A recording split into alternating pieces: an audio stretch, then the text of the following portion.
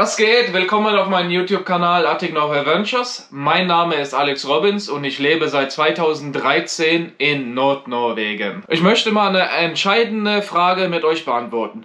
Lohnt es sich, nach Norwegen auszuwandern? Bleibt dran und vieles mehr werde ich noch beantworten, wie ihr nach Norwegen auswandert, was ihr beachten müsst und worauf es ankommt, in Norwegen eine Arbeit zu bekommen. Es gibt ein paar wichtige Aspekte, die ihr beachten müsst, wenn ihr nach Norwegen auswandert. Es ist nicht unbedingt notwendig, Norwegisch zu lernen, aber es ist ein sehr großer Vorteil, wenn ihr schon könnt, bevor ihr hier hinkommt. Man kann aber auch sehr viel mit Englisch, man kommt sehr weit mit Englisch, arbeitet vielleicht nicht dann direkt in seinem Beruf. Es kommt halt darauf an, welchen Beruf man hat und welche Grundvoraussetzungen man nach Norwegen kommt. Wenn aber alle Stricke reichen, man kann auch immer in der Fischindustrie arbeiten, auf Bauernhöfen oder an anderen Plätzen.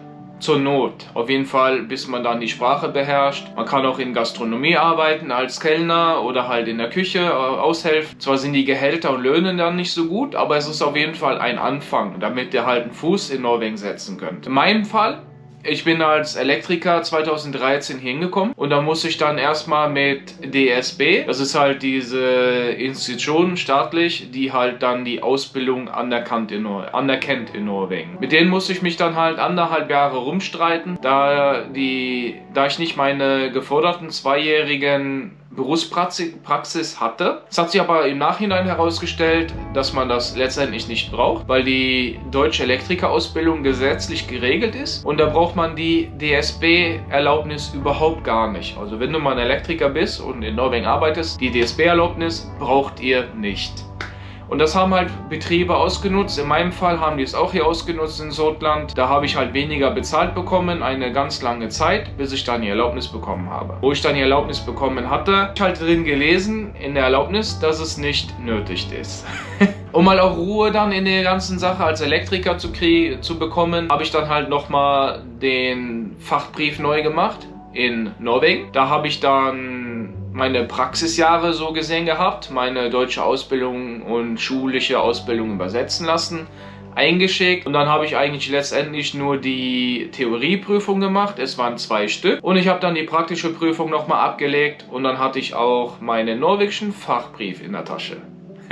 Wenn ihr wundert, wie der aussieht, das ist hier, das ist mein norwegischer Fachbrief, das ist mein deutscher. Also die entscheidende Frage ist, wie man nach Norwegen auswandert. Das ist an für sich ganz einfach. Da man ja deutscher Staatsbürger ist, kann man ja bis zu 3 Monaten, also 90 Tage, in Norwegen bleiben, ohne Visa zu suchen oder eine besondere Aufenthaltsgenehmigung zu haben. Das ist schon mal ein guter Start, wenn ihr dann hier auf Arbeitssuche seid. Wenn ihr dann eine Aufenthaltsgenehmigung in Norwegen haben wollt, dann müsst ihr auf udi.no gehen. Dort schreibt ihr dann, dass ihr aus Deutschland seid, also Germany. Und dann geht ihr einfach den ganzen Prozess durch. Das ist Schritt für Schritt alles erklärt. Ihr macht dann einen Account auf udi.no und ihr braucht dann hauptsächlich nur einen Arbeitsvertrag. Ich habe jetzt gesehen, nach so vielen Jahren, jetzt haben die ein extra Formular bereitgestellt, wo man das dann ausfüllen muss, das dann eine Bestätigung ist, dass man einen norwegischen Arbeitgeber hat. Man kann auch mit seiner eigenen Firma hier nach Norwegen kommen, das sind aber dann ganz andere Regeln wieder. Alles könnt ihr dann online nachlesen auf udi.no und es steht auch absolut, also es steht alles erklärt dort. Wenn ihr dann den Schritt gemacht habt, euch bei UDI registriert habt und einen Account erstellt habt, dann macht ihr eine Vereinbarung, also einen Termin bei der lokalen Polizeistelle. Da müsst ihr dann halt gucken, welche die nächstgelegene Polizeistelle ist bei euch, wo ihr halt nach Norwegen auswandert. In meinem Fall in Sortland, in Vesterålen, war es dann auf den Lofoten, in Svolvær. Dort musste ich dann hin. Und nachdem man dann alles eingereicht hat, seinen Pass, also einen Antrag auf die Aufenthaltsgenehmigung, hat man da halt eine Bescheinigung bekommen mit einer vorübergehenden Aufenthaltsgenehmigung und die ist dann in 5 Jahren gültig. Und nach 5 Jahren kann man dann nach einer permanenten Aufenthaltsgenehmigung in Norwegen suchen und die auch bekommen. Und die habe ich dann auch bekommen und beantragt, da ich ja hier in Norwegen lebe. Und wenn ihr den ganzen Prozess durchgegangen seid, könnt ihr dann endlich einen Termin bei dem norwegischen Steueramt machen. Das macht ihr auch online auf Tax Office Norway oder wie es heißt.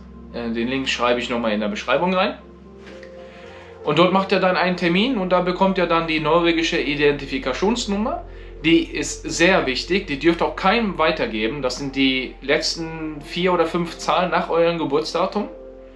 Weil mit dieser Nummer könnt ihr absolut alles in Norwegen machen. Ihr könnt damit ein Konto erstellen, ihr könnt euch damit identifizieren. Alles läuft über diese Nummer. Deswegen niemals weitergeben. Und wenn ihr halt diese Nummer habt, habt ihr ja auch Anrecht auf das Gesundheitssystem, Steuern, Konto und. Eines der Grundvoraussetzungen, um halt die Aufenthaltsgenehmigung in Norwegen zu bekommen, ihr müsst eine Halbtagsstelle haben und die muss mindestens in 6 Monaten gültig sein. Da bekommt ihr dann die Identifikationsnummernkonto und ihr dürft dann in Norwegen leben und arbeiten. Jetzt beantworte ich euch gerne die entscheidende Frage, lohnt es sich in Norwegen auszuwandern? In meinem Fall kann ich absolut empfehlen, nach Norwegen auszuwandern. Besonders als Elektriker, Handwerker ist es sehr gefragt. Selbst wenn alles teuer ist in Norwegen, hat man trotzdem mehr Geld in der Tasche im Verhältnis zu Deutschland, was in meinem Fall war, in Westdeutschland. Ich hatte nur ungefähr 1400 Euro netto. Das hat ja nicht so wirklich ausgereicht, um halt ein Haus kaufen zu können oder ein relativ neues Auto zu fahren. Hier, obwohl alles teurer ist, hat man halt viel mehr Geld in der Tasche. Ich konnte mir ein Haus kaufen in 2016. Ich habe ein neues Auto, ist jetzt 10 Jahre alt, aber ist für mich ganz neu, ausreichend. Und ich kann noch ganz viel Geld sparen, um halt Urlaub zu machen. Und das hätte ich nie im Leben in Deutschland erreichen können. Deswegen meine klare Antwort, ja, es lohnt sich nach Norwegen auszuwandern. Eines solltet ihr euch auf jeden Fall klar darüber sein, wenn ihr nach Norwegen auswandert, das Klima. Es ist Fakt, dass es viel weiter nördlich ist. Deswegen ist es ja auch viel kälter als in Mitteleuropa oder Südeuropa, das ist ja ganz logisch. Und hier in Nordnorwegen, innerhalb des Polarkreises, haben wir sogar 7 Monate Winter. Es ist jetzt momentan Mai, Mitte Mai fast. Es kann dann halt noch schneien, es ist noch nicht alles grün. Wir haben 6 bis 8 Grad. Und es ist auch meistens immer verregnerisch im Mai und Juni. Es sind halt ein paar Sachen, die man in Kauf nehmen muss. Man muss halt für sich selber entscheiden, was ist mehr wichtig und was ist dir selbst persönlich am wichtigsten. Warum ich nach Norwegen ausgewandert bin, es sind halt verschiedene Gründe, ist ja wegen Arbeit, Leben im Allgemeinen und auch die Natur. Es ist ja eine richtig schöne, unberührte Natur in Nordnorwegen. Und da ich ja auch persönlich Skifahren gelernt habe, Snowboarden und Surfen, das sind Sachen, die ich halt sehr gerne mache. Damit beschäftige ich mich ja auch sehr viel in der Freizeit. Es hat auch einen Vorteil, dass es dann 7 Monate, 6 Monate Winter ist, weil dann hat man auch eine längere Skisaison. Das Einzige, was halt ein bisschen nachteilig ist, wenn man halt an der Küstenregion wohnt, wie ich auf den Westerolen, es ist halt sehr wechselhaft das Wetter, es kommen sehr oft auch Stürme und es kann ja dann auch immer so sein, dass es dann südwestlich kommt, immer mit Regen, auch im Winter, und dann regnet meistens immer das ganze Schnee weg, aber es kommt auch immer wieder zurück. Also es hat alles seine Vor- und Nachteile. Ich hoffe, euch hat das kurze Video gefallen. Ich probiere es halt mal auf Deutsch aus. Ich habe eine Reihe Videos auch über Norwegen hier auf Englisch. Schreibt gerne in den Kommentaren, was ihr drüber denkt. Soll ich auf Deutsch oder Englisch weitermachen?